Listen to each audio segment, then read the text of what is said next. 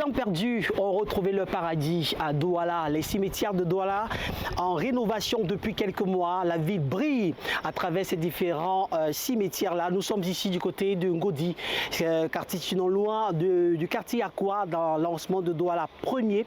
Ici, nous sommes dans ce cimetière. Vous pouvez remarquer derrière moi les différentes âmes qui reposent en paix. Mais sauf que nous avons remarqué avec beaucoup de plaisir que la communauté urbaine de Douala a fait un travail stratosphérique, sphérique, magique et même magnifique pour que les âmes qui reposent ici soient dans de très bonnes conditions. Déjà, l'hygiène et la salubrité est bien sûr le mot d'ordre. Et vous pouvez regarder, remarquer de l'autre côté des personnes qui sont en train de faire des travaux afin que cet endroit soit assaini, et on peut le remarquer.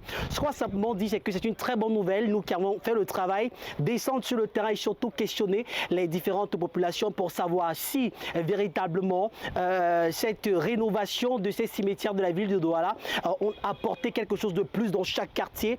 Du côté de Deido notamment, nous y étions, mais aussi du côté de Bénédicte, où on a remarqué avec beaucoup d'admiration que ces cimetières-là brillent, même si l'information capitale à retenir ce soir est bien sûr que les cimetières ont été rénovés juste à la façade avant, car à gauche comme à droite, malheureusement, il n'y a pas de rénovation. Derrière moi, c'est un quartier et c'est pas rénové de ce côté-là. Mais ce qui est bien, c'est que la façade avant de ces différents cimetières sont bien sûr dans de très bonnes conditions. À Douala, la mémoire des disparus retrouve un peu de paix et de dignité.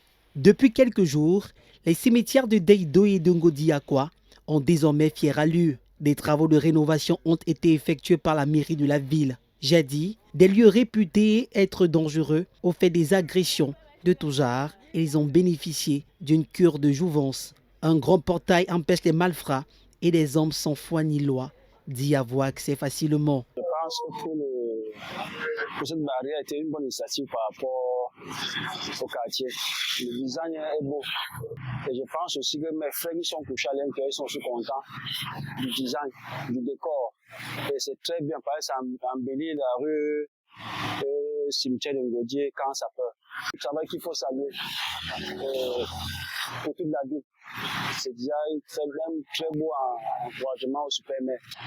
En ce moment où le trafic des ossements humains a le vent en poupe, les habitants de ces quartiers se réjouissent de cette rénovation qui a considérablement changé la vie des populations. Déjà, pour le dire, la rénovation a été la bienvenue. Et les habitants, pour eux, ça les a mis tellement à l'aise. Ça a évité même beaucoup de banditisme. Et le désordre qu'il y avait en son temps, vraiment le calme est revenu. Pour les autochtones, les ancêtres peuvent désormais reposer en toute quiétude et dans un environnement salubre. En ce qui concerne la rénovation du cimetière, vraiment, j'ai été très content du super-maire. Comparativement à l'ancienne image et celle de maintenant, Ngodi a été frappé par, c'est-à-dire son image d'antan, du canton rassembleur de tous les cantons Aqua. Rappelons que lundi 2 mars 2026 a été marqué par l'inauguration officielle de ces deux cimetières par le maire de la ville, le docteur Roger Mbassadine, qui n'a pas manqué d'inviter les populations à plus de civisme dans l'entretien de ces lieux sacrés. Pour le Messager Télévision, nous sommes Arsène Ondoa, Willy Michael King.